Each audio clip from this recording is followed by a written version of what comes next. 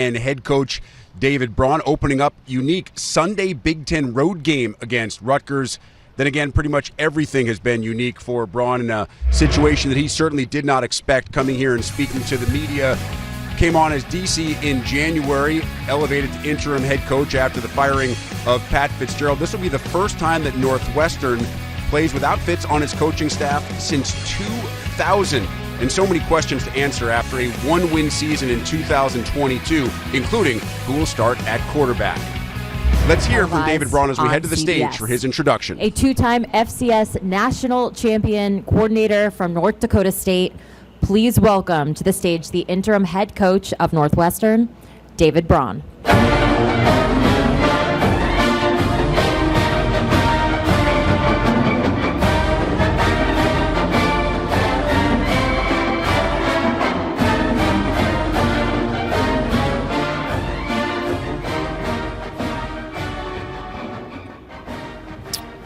Good morning. I'd like to open by first off thanking my family back home, my wife Kristen, our 8-year-old son Lucas, 6-year-old son Andrew. Interesting timing. My wife is due with our third, a little girl, any day now. So a lot of things going on at the Braun house right now. But they have been an absolute rock over the course of the last couple weeks, and certainly want to acknowledge everything that she has going on at home. Secondly, I want to thank our players, our staff, and all their families. They have responded in this time with exceptional work ethic, resolve, perseverance, through an incredibly difficult time. In all my one-on-one meetings, time with our players during workouts, it has been absolutely inspiring. It is an honor to be here representing Northwestern University, our football program, and most importantly, our players back in Evanston preparing to have a successful season this fall. I never could have imagined, nor did I desire, to become a head coach under these types of circumstances. That said, I'm honored to lead this group moving forward.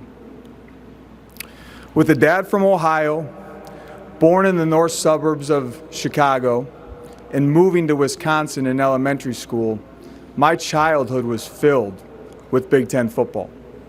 Watching Northwestern games with Dad, many Saturdays in Camp Randall, rooting on the Badgers.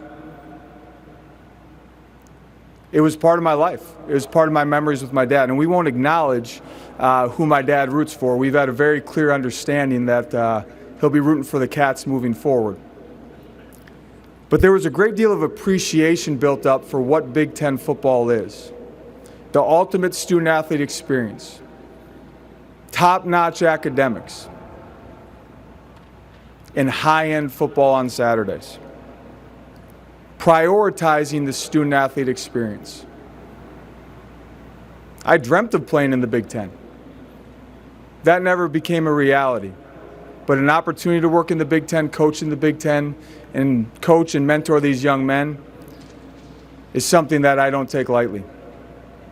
I vividly remember in 1995 watching Northwestern beat 9th-ranked Notre Dame. Incredible. It still sticks with me to this day. The following year, I'm sitting in the stands with a childhood friend watching Northwestern take on Wisconsin.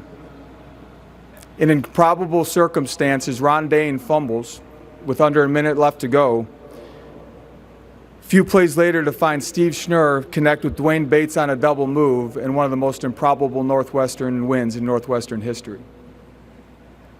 Again, this opportunity is a dream come true to be a part of Big Ten football.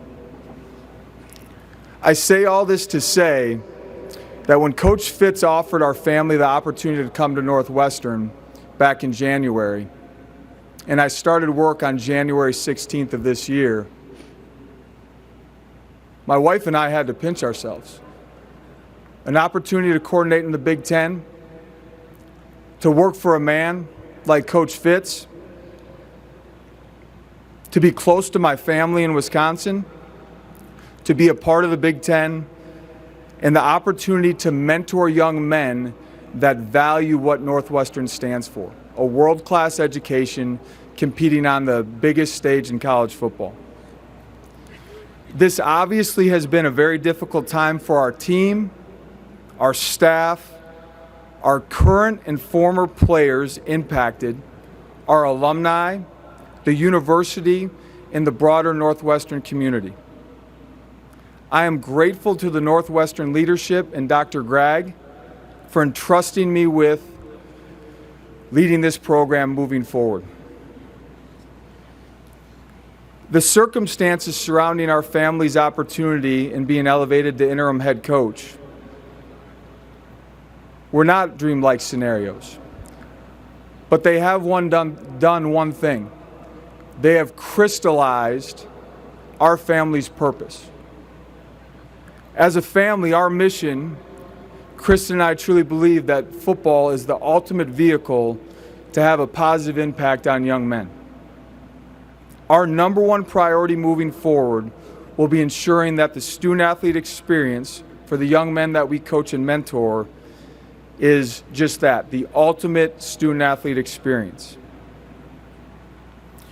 With the evolving landscape of college football and there being more emphasis put into talent acquisition, transactional relationships, we have an opportunity.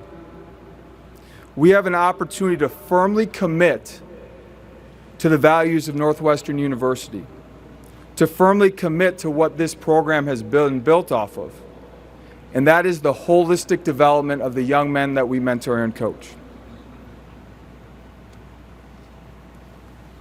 I told our players a couple weeks ago, moving forward, it is my ultimate purpose to, number one, make sure that the 4 people back home are taken care of, and beyond that, I'm here to support and serve them moving forward.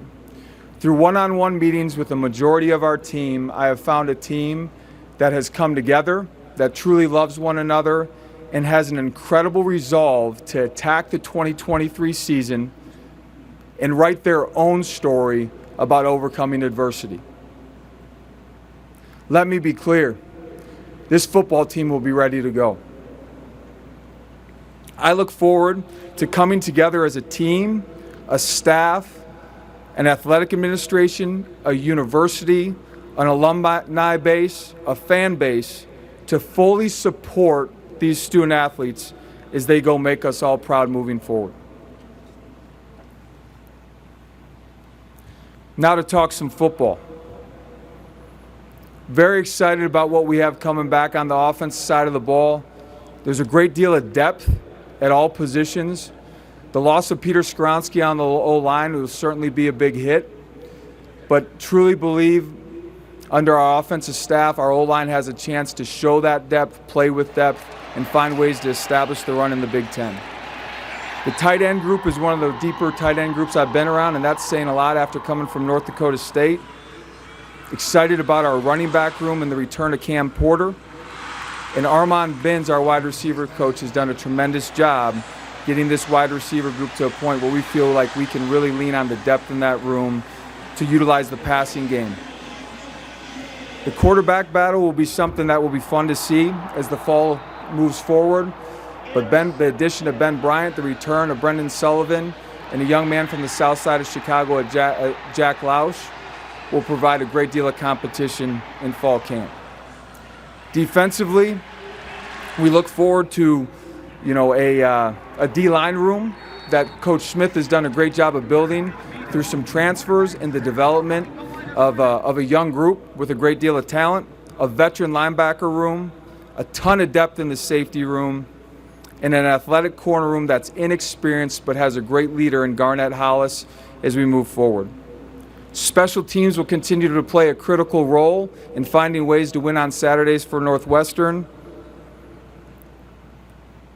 At the end of the day, and one of the first things that we did as a staff in the last couple in the last couple days was having an opportunity to sit down and have an honest conversation about how we're going to win football games at Northwestern this year.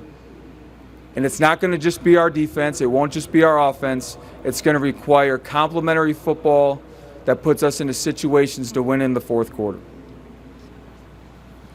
Again, let me be clear. Through all these one-on-one meetings, seeing our team the last 2 weeks, I firmly believe that this group has a demeanor, has a brotherhood, and has a resolve that there's reasons to be very excited about the story that they will write this fall.